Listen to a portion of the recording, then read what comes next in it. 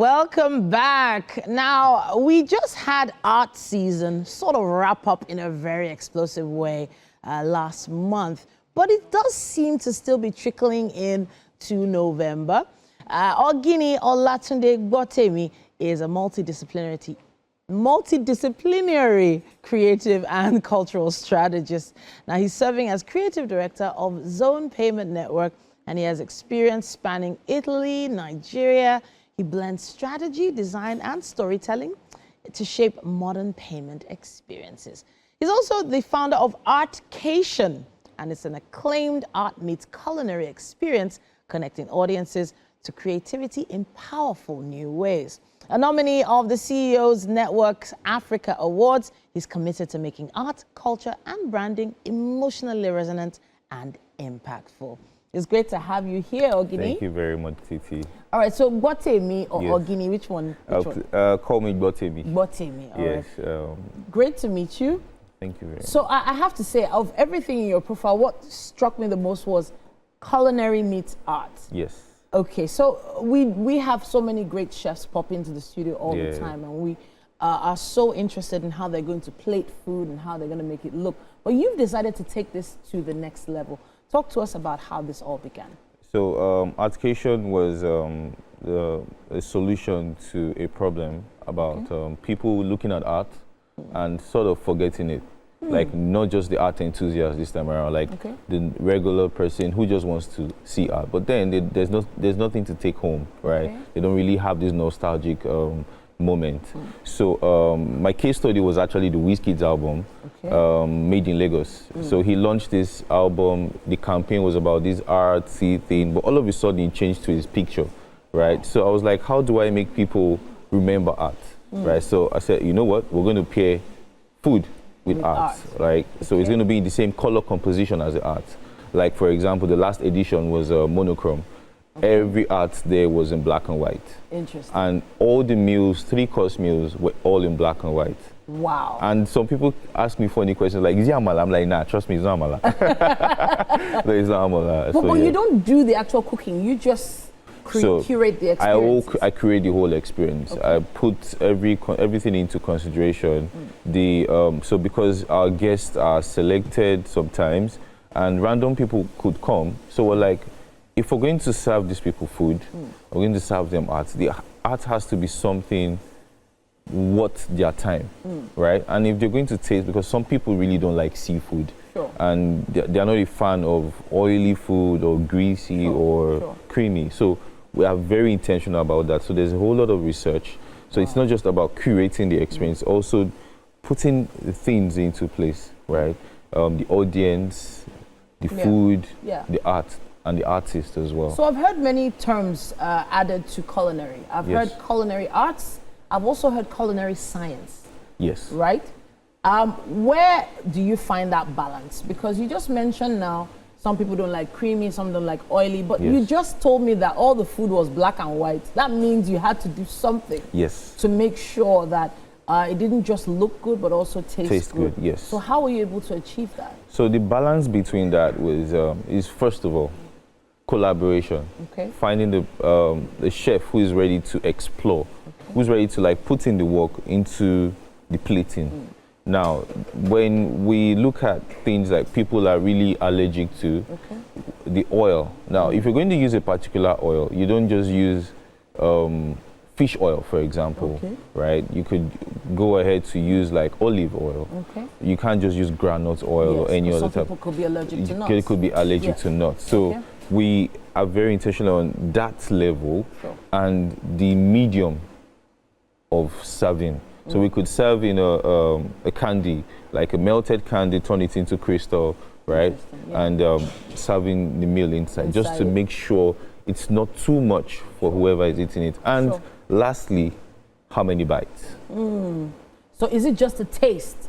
Is it bite size? Is it to fill you up, or is it just to feast your eyes? Because it's a 3-course meal, we're gonna have the starters, the main course, and the dessert. So how many bites would you have in the starters? How many bites should you actually have in the main course? And how many bites should you have in dessert? That's how we arrange it. So if you're going to have 4 bites, like the new one. I don't want to spill. Okay. It's like the 4 upcoming bites for a event. starter? Yeah, we try as much as we to keep it really minimal to 2 bites. 2 bites. Okay. Right. So it depends on the average human being takes 2 bites for starters. For a starter, the 2 average. bites, average. Okay. All right. So when you see those starter plates passing by and you're thinking of taking more than one, there's a reason why. They've counted how many bites you're going to take with each starter. Yeah, and they do call it amuse-bouche. You know, it's just to sort of awaken your palate so that you're ready for the next meal. Yeah. But let's talk about curating a project like this. Yes. It does sound extremely expensive to put this together. So you need to talk to us about how you were able to put this all together and maybe raise funding. Okay, so people ask, I have people telling me, you're a Nepo baby. Okay. And I'm like, no, I'm not a Nepo baby. Okay. I work hard a lot. Like I work probably 24 hours a day. And sometimes I get my sleep during the weekend, right?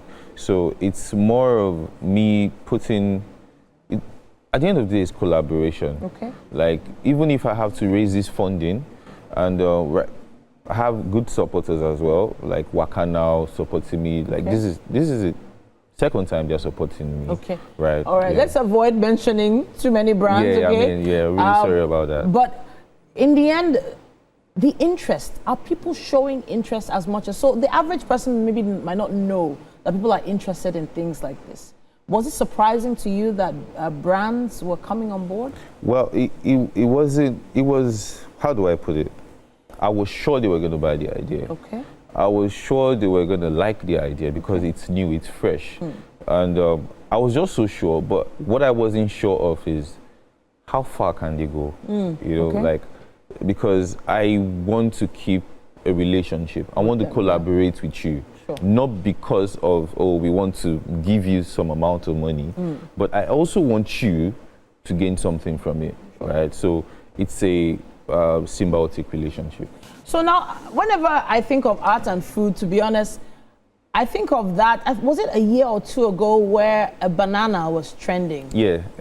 For basically being duct taped to the wall. Yeah. The most expensive banana in the world. Yes. And I was like, this banana goes spoil. It wouldn't. It wouldn't? It wouldn't. It's still there. The banana, it must have turned brown by now. No, so there's a maintenance. Wow. That's the artistry. Wait, maintenance or they keep changing the banana? No, they don't change the banana. So if you're going to remove that banana, the artist is going to come remove it. Not anybody could come remove. So he has to come, take it out. Yeah. There's a process. To maintaining it and keeping the duct tape. But how is that art? How is a banana on the wall art? Do you remember, I'm not sure if everybody has this experience as a child, where you pick something from your mom's table, your dad's table, they're not supposed to touch. And when you want to return it, you're careful, you're like, watching the position, like if I put it this way, hope they will know. You get you try as much as possible not to. Now you see that concept of that child trying to make sure my dad doesn't see that I've actually touched this thing. Same position in same thing is an artistry. Okay. Because at every intention you put a brush stroke on your canvas. It's not just the finished thing. It's the process. The process of putting the banana on the wall and putting the tape on it. Is artistry. Wow. That is it. Wow. Okay. All right. I still feel like it was the child of the artist that just did that. And the guy just looked at it like, I'm going to sell this for a few $1,000s. It's an extremely expensive piece of art and now. It's currently in millions of dollars right now. Because they keep changing the position. Yeah. Keep changing the position. They keep trying to maintain it every time. So it gets more expensive. So now, do you see yourself creating a piece of art like that sometime soon? Well, my last collection I had was, it's called the Pixelated Collection. Okay. And when my audience saw it, they were like, how did you have time to do this? Okay. Like, so you can't see the art up close, you have to see from afar. Wow. Right? So that's I see myself doing something even more than that, right? The intentionality of So were you things going like forward, placing some spots, and then going back? Yes, I was doing that. You were doing that for how long? That. What was the period of time? I did 10 pieces of that collection, and it was, I started it since last year, actually. Wow. And I was done this year. Wow. June, July. So it's taken almost a year to complete it took a year. that collection. Yes, it did.